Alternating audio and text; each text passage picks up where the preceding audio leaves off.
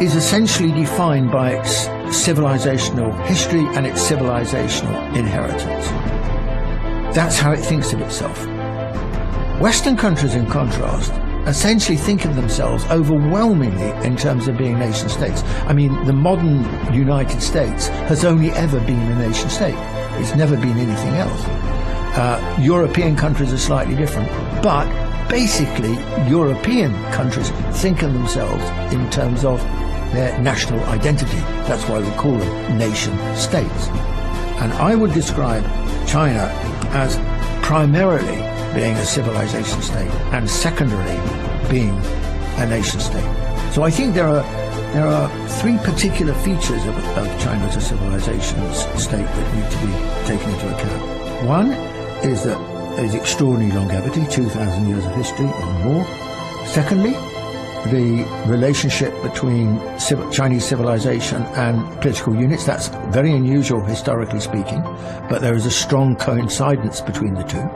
And thirdly is the sheer scale of China. 1/5 of the world's population. I mean, it is a continent, really. It cannot be compared with the average nation state. It is something quite apart from that kind of experience. And also, because it is so large, then far from being monolithic, far from being homogeneous, it's extremely diverse.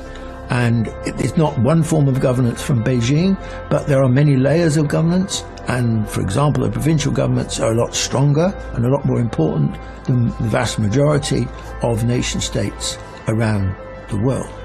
So when we look at China, we don't look at one nation, one system, which is the classic pattern in a nation state. We look at one civilization, in many respects, several systems.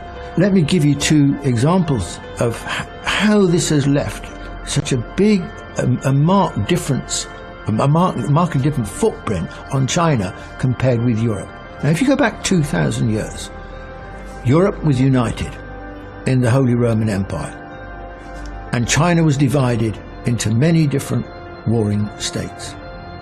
Now, over the next 2,000 years, Europe and China went in exactly the opposite directions.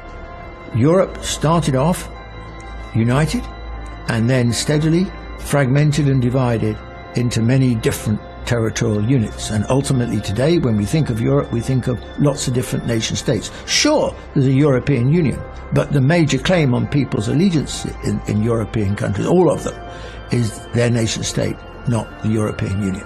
Now take China. Now China started off very divided, but over the next 2,000 years, waxing and waning as a process, it became a very large unified country. And the Chinese think of themselves in those terms and have a strong allegiance to that idea, not least because the periods of division were usually associated with the worst periods for people in Chinese history. So here we have a contrast. Default mode of Europe, division into lots of different nation states, little nation states. Default mode of China as a great united country. But it's very, very difficult to hold together a very large civilization state.